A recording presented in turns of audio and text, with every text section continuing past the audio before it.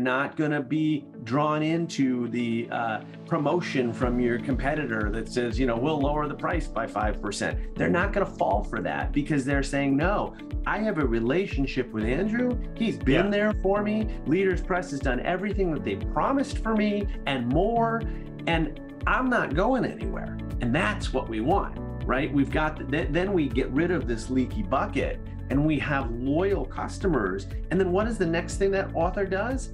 Well, we authors talk to lots of other authors, right? And so when a new author comes to me and says, well, where should I go? If I've had a great experience. Hey, everybody, and welcome to another week of Leaders Talk. As usual, I am your host, Andrew Dupe, Chief Relationship Officer here at Leaders Press. And today I have a very special guest. I have Dan Gingiss. He is the experience maker. So let me tell you a little bit about Dan. Dan is an international keynote speaker, and he believes that a remarkable customer experience can be your best marketing.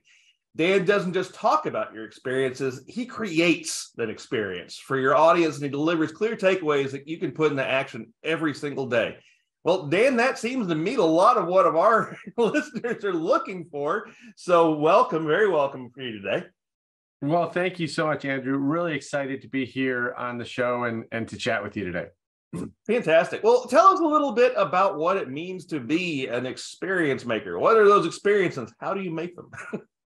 Absolutely. Well, customer experience doesn't happen without employees. And that's why there's an inextricable link between employee experience and customer experience. And I'm a believer that any employee can be the experience maker in their business, regardless of what's in their job description. Mm-hmm. Think about somebody who's behind the scenes, maybe in the finance department. Maybe all they do is send out invoices and they don't actually talk to any customers. But the decisions that they make every day still impact the customer. So their job is absolutely a customer experience job. It probably doesn't say it anywhere in their title or in their job description. And so to me, the companies that are really getting this right are the ones that understand that customer experience is everyone's job. Yeah. And if every employee is both inspired and empowered to provide great experiences for customers, then we start to build this culture of customer centricity that is scalable and that is continuous. That is wonderful. And I love the approach there too, because you're correct. I feel like a lot of businesses, you will have all the way up to the C-suite level, people who don't really consider themselves to be customer facing. But yeah, I mean, that's just it. Wouldn't you say that a company's branding, its own branding, is itself an experience for the customer? For sure. I mean, customer experience usually starts before someone's a customer. It starts with the awareness phase in marketing or advertising, right? When does somebody first become aware of your brand? Guess what? The experience has already begun because most advertising is promising an experience. If you think about, we just got finished with the Super Bowl, and you think about so many of the Super Bowl commercials, they're all talking about this is what it's going to feel like when you drink our beer, when you drive our fast car, when you visit our beautiful hotel. It's all about the experience that's being promised. And so now that you've set expectations, that experience has already begun. Yeah, because I mean, in many ways, I'm thinking about Leaders Press and breaking us down into, what is our experience. Yeah, even when you really come down to it, we're all trying to bring in some ways instill some kind of joy in that customer. We're trying to bring that to them in a way in which they can relate. So, I mean, that's just it. Experience is such a good way to express that to somebody. The same way that, like, if you're trying to explain your business, telling your story is a good way to explain that. I would say that there's some similarity there, wouldn't you? For sure. And I love how you talk about joy, because one of the things that I have really focused on in my own personal brand for many years is the positivity in customer service and customer experience. There are so many examples of customer experience fails. And all you got to do is go. It's all you hear about almost nowadays, isn't it? I know. I was going to say, all you got to do is go on social media. You can find those. I'm here to share with you the customer experience successes, the ones that are working, the ones where people are so excited about a company that they have to tell their friends and family, which is why the subtitle of my book, the title is The Experience Maker, but the subtitle is How to Create Remarkable Experiences That Your Customers Can't Wait to Share. We've all been in this position where we're out somewhere, maybe we're at a restaurant or we're at a festival or a concert, and nobody tells us to. We pull out our phone, we take a picture or a video because we want to share it with somebody. It might be a friend or family member. It might be a colleague at work. It might be on social media to tens of thousands of followers. But the point is, it's a moment in time where we feel like we have to share it. And the thing is that the research shows we only want to share two kinds of experiences. We either share really great ones or really bad ones. We don't share anything in the middle. Nobody says, you're right. Let me tell you about the perfectly average restaurant I went to last night. We don't talk about it if we had an average experience. And so I teach people how to create, in companies, how to create the kinds of experiences that are positive enough that people say, man, I have to tell somebody about this. And that's how we grow. And, my background is actually in marketing.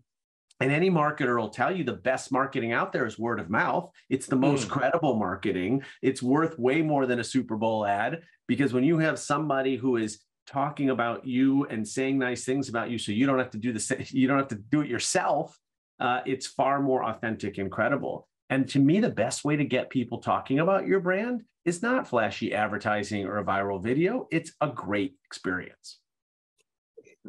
So I'll play a devil's advocate a little bit. I agree with you here, but I know that there will be people out there that'll say, but they may be jaded. They've seen social media. They know that people tend to gravitate towards giving a negative review far more than they give a positive review, because people will act much more swiftly on being angry than being happy.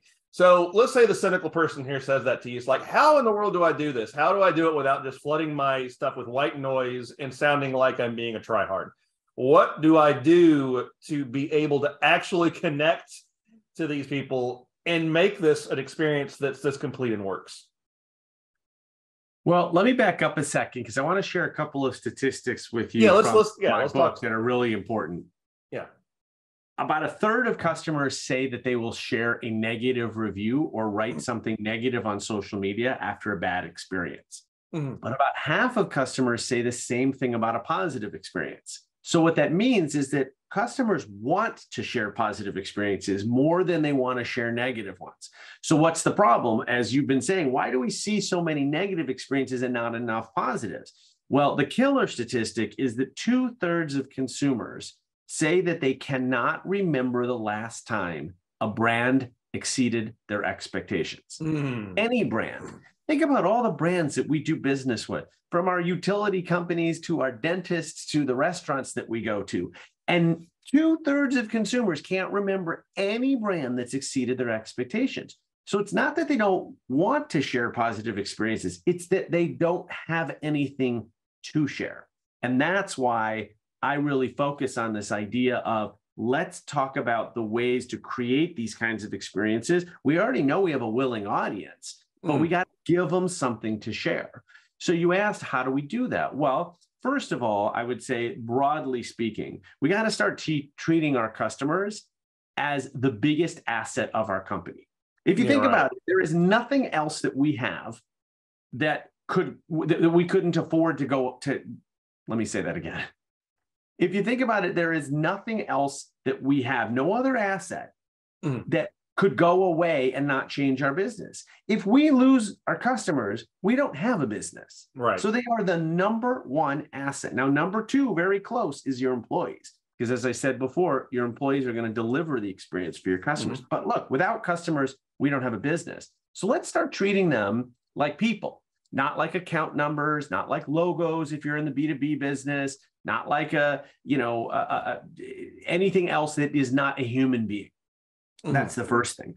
Now, I do have a methodology that I call WISE, which is the way that I have found to create these kinds of talkable, remarkable experiences. And Y stands for witty, immersive, shareable, and extraordinary. Okay. And these are 4 elements that can be used individually or in conjunction with one another, that when we put these into the experiences that we create, we make them more likely that people want to talk about them. And so I'll give you an example. Witty is about being, it's not about being humorous. It's not, you don't have to be Taco Bell or Wendy's on social media, right? Those are great brands that are really, really funny. You don't have to do that. And chances are you work for an industry maybe where that's not as appropriate. But witty is about being clever. It's using language to your advantage so that every time you communicate with customers, you look at it as an opportunity to maybe have a little bit of fun. And which leads to the third part, which is you have to refuse to be boring.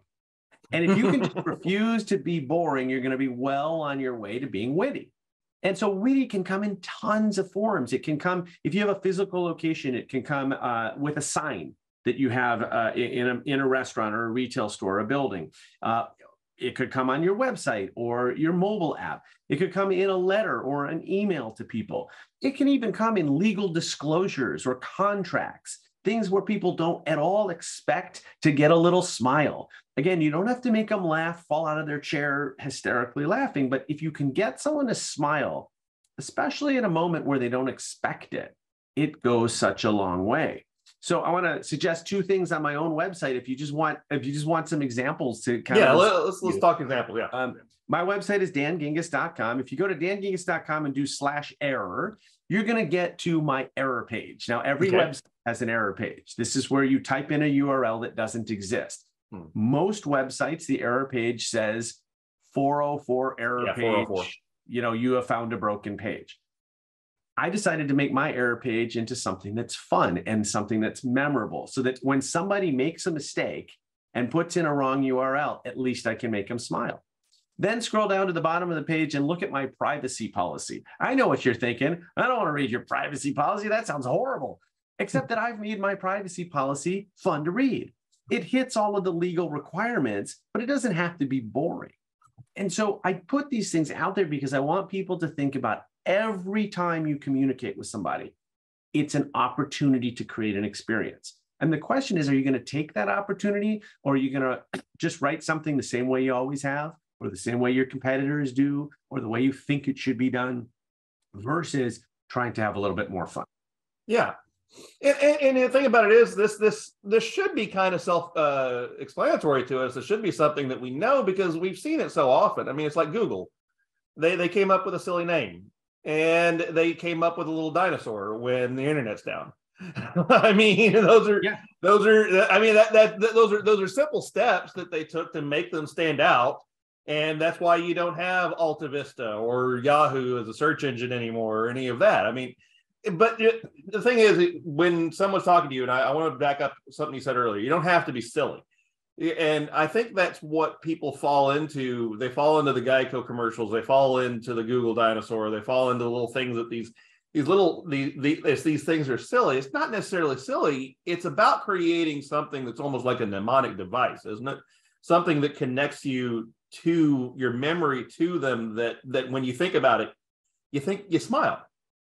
Yeah, or another metaphor is the Easter egg. It's a surprise. It doesn't have to be funny. It just has to stand out and be memorable. And so when I talk about, remarkable experiences, that word remarkable is very intentional, worthy of remark, worthy of talking about. And so are you creating at every step of the way, are you creating an experience that someone wants to talk about? And the reality is, I mean, look, if 2/3 of consumers can't remember the last time a brand exceeded their expectations, consumers have gotten used to ordinary experiences. That's what we have almost every day. And we don't talk about those. So you have to be, and that's why the E in WISE is extraordinary, which simply means better than ordinary. It doesn't mean miles better. It doesn't mean millions of dollars more better. It just means a little better, because chances are your competitors are pretty average and pretty ordinary. And so you don't have to do a lot to stand out and be different. Yeah, and that comes into where you need to actually do the research and figure out what your branding in your business North Star is. I mean, that's what we did when we started out. We figured out who we were, what we were, just let's define ourselves before we begin. But not everybody does that. There's a lot of situations in which, a person's mental branding is only as far as their product. And then they don't really do that next step. So how important is it to research your competition, learn what they're doing, and then begin to actually formulate your own unique proposition? Well, I like researching the competition only to figure out what I shouldn't do, because what happens too often is we research the competition and we say, well, as long as they're doing it, then we should do it. It's why almost every bank in the world has the color blue as their main color, right? Someone decided a long time ago that banks should be blue. Well, that's a great way to not stand out. Exactly. As it turns out, I worked for Discover Card and they chose orange. And guess what? That stands out. It's different from everybody else.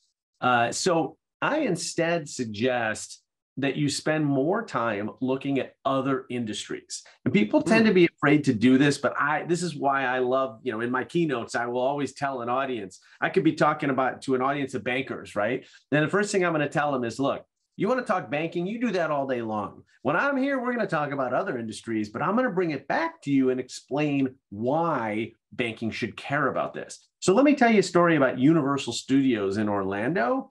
And then I'm going to bring it back because I know you're not in the amusement park business, but something they're doing down there could have a big effect on what you're doing at your bank.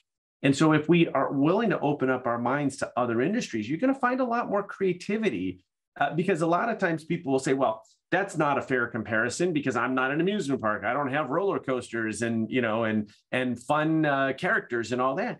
You don't have to, but you can still learn from a business like that. It's why so many companies obviously have looked at Disney or Ritz-Carlton over all the years, even though they're not in the amusement park or hotel business, but there's ideas there. And so being willing to look outside your industry, I think, is really important. And then look at your competitors just to understand what they're doing so that you do something different, not so that you copy them. And then how does one then begin to express this to potential customers or to your current customers? I mean, what are the best ways in which you can create new and interesting experiences for your, say for us, for Leaders Press, for a business as a publisher? What things should we look at to improve our methods? So I always say to start with communication because it's the easiest thing to affect. So let's say that you are, signing a new contract with a new author. Right. And so that's probably a pretty boring legal document, but it generally is, but it doesn't necessarily. We try to spice it up. I will say that. Well, good, because ultimately what I think your goal should be is at that moment, this is a big moment for the author, right? They're signing with a publisher. This is a moment. So how do we turn this into a moment that matters? How do we turn it into a moment that as soon as they sign on the dotted line, they want to take a picture of it and share it with the world and blast it to everybody, which, by the way, is a great thing for Leaders Press because now you're getting free publicity from an author, right? But most of the time, let me give you an example from the B2B world, which I think is applicable here. We love stories, So in so many B2B businesses, when a new contract is signed, a few things happen. First of all, the sales team celebrates. Sometimes they ring a bell. Sometimes there's we do that. Sometimes they go out for drinks, whatever. That's a great thing to do. But the thing that's missing from the celebration is the new customer. And so let's think about what the new customer is going through. So they've just signed a new $500,000 deal. They can go home to their significant other in one of two ways. They can either go home and say, honey, I just signed a $500,000 deal today. Man, I hope I didn't screw this up because if I did, the boss is going to fire me and I'm going to be unemployed and this could be the worst decision of my life. Or they're going to go home to their significant other and say, honey, I just signed a $500,000 deal today and I am so excited to get started because this company has got my back and this is going to be my path to promotion. And I am so excited. It's great for the company. It's great for me. I can't wait to go back to work tomorrow. Now, those are two very different ways of going home after signing the same deal. And so what the difference is that the second company has made it a goal to celebrate this new contract signing with the customer, to put their proverbial arm around the customer's shoulders and say, we got you. You just made a great decision and we're not going to let you down. And just that moment of sort of acknowledging the emotion that the customer is going through, which, let's face it, just like anytime we as consumers buy something expensive, buyer's remorse almost immediately. Yeah, it always happens. Yeah. Yeah. And it's the same thing in the business world too. I wouldn't maybe call it remorse. I might call it skepticism or worry. Like, did I just make a good decision? Because my boss, has empowered me to make this decision, but what if I decide wrong? And so at that moment, what they need is somebody to say, Andrew, you just made a great decision. We got your back. If anything doesn't go as we promised, you call me anytime, day or night, we will make it right. And now you can go home and you can say, this is great. I just did something cool. And so for an author, signing with a publisher is one of the biggest moments of their career. Yeah. So how do we take that moment from a contract, which is really boring, to an experience which is worth talking about? Yeah, and that is actually really important. You're right. It's not necessarily buyer's remorse. It's when you're doing this, you're taking a risk. I mean, when you're working with somebody like us, it's definitely a risk. I mean, every book, no matter how much work we put into them, has the potential of not necessarily succeeding. It's a thing. But you're correct that when you frame it not as you just bought a book, instead you just formed a partnership. You got somebody that has your back. That's how we do it. That's a very different experience. So yeah, can you speak to us a little bit about the concept of building partnership with your clients rather than seeing them as clients? Like, I'll give a quick example with us.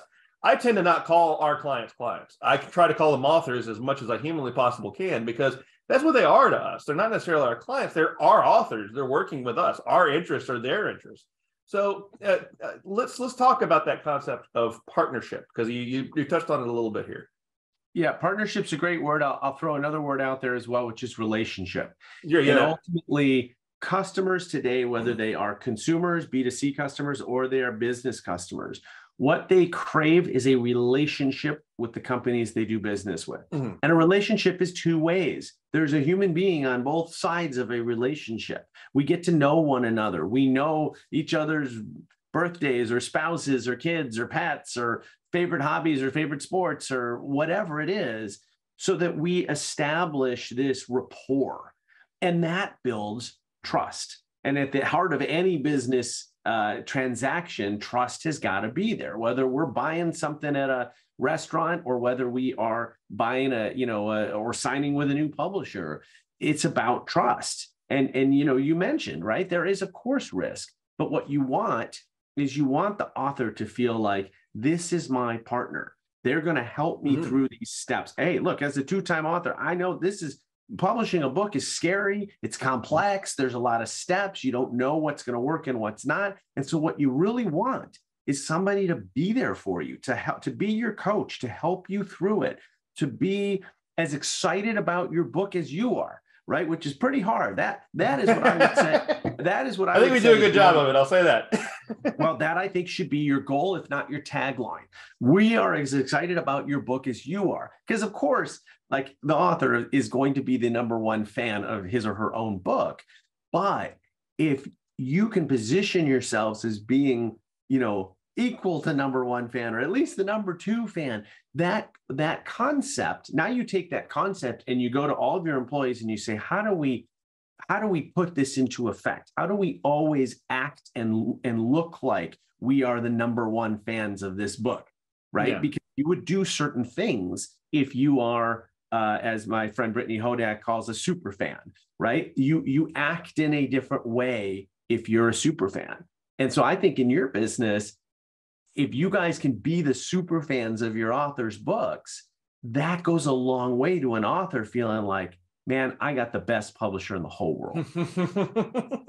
Well, I'm hoping that's what we're doing right now. I mean, a lot of what the whole point of this podcast is partly to support them and their ideas. So, but see, that's just it. Those are steps that we took internally. So, I mean, those are our success stories of things that we saw that we weren't doing.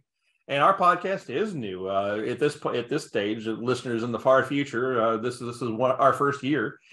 Hopefully, I'm still here several years from now. But yeah, I mean, that's just it. We took those steps as well, and I think every business needs to know that the door's never shut. I mean, we were in business 4 years before we started this kind of connection.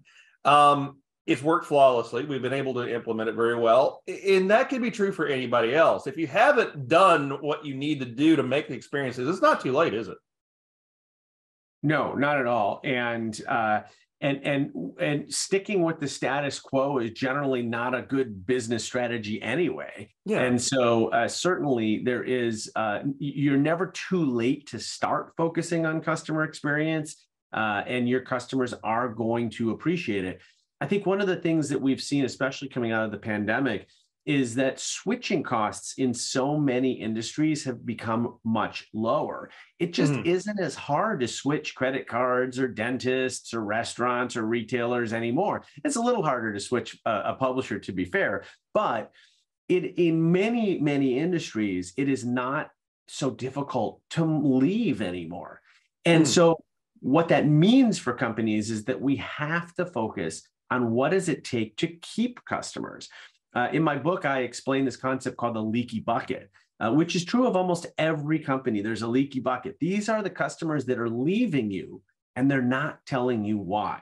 Now, I would much prefer a customer leave me and tell me what I did wrong so that I can at least fix it for the next person. A lot of customers don't bother with that. They just pick up and they leave. And where do you think they're going? They're going to your competition. So you've lost a customer and your competitor has gained one, and you're still none the wiser because they didn't tell you anything. They didn't tell you why. Right. So I talk about plugging this leaky bucket through customer experience. When people have a great experience with you, when they feel like that they really care about you, that they're there for you, that they're your partners, that there's a relationship, then they're not so apt to be looking around to leave. They're not going to be drawn into the promotion from your competitor that says, we'll lower the price by 5%. They're not going to fall for that because they're saying, no, I have a relationship with Andrew. He's been there for me. Leaders Press has done everything that they promised for me and more, and I'm not going anywhere. And that's what we want, right? We've got, then we get rid of this leaky bucket and we have loyal customers. And then what is the next thing that author does? Well, we authors talk to lots of other authors, right? And so when a new author comes to me and says, well, where should I go? If I've had a great experience with my publisher, then I'm going to make a referral right then and there. And that is, folks, how every business grows. Most of my speaking engagements come from referrals, from either people that have seen me speak on stage or from people that know me well enough to be comfortable enough to refer me. That is a huge part of my business. It's true of so many other businesses. Yeah. If you as a publisher don't have to go out and sell new authors, but instead authors are just bringing new authors to you, your whole business model changes. Exactly. No, and I mean, that's why we're talking. We're talking because of basically connections that were made through referrals and connections. And yeah, I mean, you want to build brand loyalty, don't you? That's your ultimate goal. You want to be the one that actually connects so much with a customer that customer is going to come back to you regardless of whatever new product you release. Absolutely. And when you look at some of the companies that people are most loyal to, again, we can learn from them. Right? Why are people loyal to Apple? Because their products are constantly cutting edge, that they pay attention to things like aesthetics and to the user experience. How many times have we gone to somebody else's device and we can't figure out how to use it, right? Whereas an iPhone, I thought the most amazing thing to me about the iPhone was at that point, my parents are nearing 80 now, but when they were in their 70s, they got their first iPhone. I was like, oh man, I'm going to be the IT department here. This is going to be a disaster.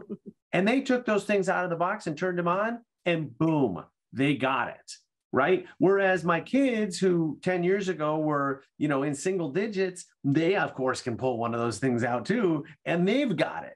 And that is what is absolutely incredible about Apple products is that whether you are 7 or 70, you can pull it out of the box, turn it on and start using it. And they don't even have instruction booklets. But think about when we were growing up, you got like even a new Casio calculator. It came with an instruction book. Oh yeah, they're huge. I remember them. and now you don't even need those. So that's why people love Apple. Why do people love Starbucks? Because Starbucks has made a point of creating this third place, home, work, and a place to enjoy yourself, a place to relax. I feel like you could put me blindfolded into any Starbucks in the world and I'll know it's a Starbucks by the sounds, by the smells, and then if I get to open my eyes, just by the, by the walls and the fact that every Starbucks has something local.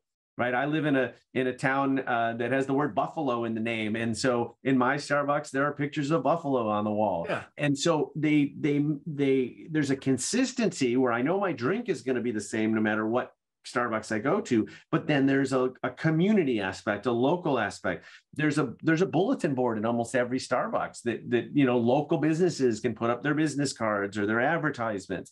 And that's very intentional because Starbucks wants to be a part of every community. And so when you start to ask, why do people love Starbucks? What I think is funny is oftentimes the answer is not the coffee. The answer is the experience. The fact that I can order any drink and I can order a billion combinations of drinks and they'll put my name on it and everything, right? That Uber customization is why people love Starbucks. And so when you can start to take a step back even from your product, and you're known for the experience. People are talking about, when people talk about getting a new iPhone, they talk about the sound the box makes when you open it. What? Yeah. That has nothing to do with using the product, except it has everything to do with the product, right? And so that's the kinds of things where these companies are focused on. Every touch point is an experience. Opening a box is an experience. And it's why I joke with my podcast partner. I'm going to write a blog post eventually about that is entirely about bathroom experiences because I found so many funny signs in bathrooms that and what's interesting about it is, look, if you have a retail establishment or a restaurant or what have you, people got to go to the bathroom. And you know what? That is part of the experience. Because we've all walked into a bathroom that's disgusting and dirty and smelly. And what do we think about the place when we're in there, right? Versus we walk into a bathroom and I don't know, they've got a fun sign on the wall, or they've got, or it smells really nice, or they have mints on whatever it is. You're creating a different experience that is now also memorable, but for better reasons. Yeah, I completely agree with that. And I definitely have my memories of both sides of that coin. Well, man, Dan, this is some really good information. I'm going to steal some of this, or borrow, however you want to do it. Go ahead, it's all yours. Fantastic. Well, how can our listeners find more about you? You already popped with the website, but just again, where can they find you right now? Sure. The website's dangingiss.com. I'm also very active on LinkedIn. That's my favorite social media channel to be engaged in. So please hit me up there. I'm posting there all the time and love chatting and connecting with people. So please feel free to reach out. Oh, wonderful. Absolutely. And those links are down below, as well as a link to your book. And yeah, Dan, thank you so much for being here. It was a pleasure to have you. Hopefully we'll have some other conversations in the future, because I think we've touched on the tip of the iceberg of really what you can provide here. Well, thank you so much for having me, and I look forward to those future conversations. Fantastic.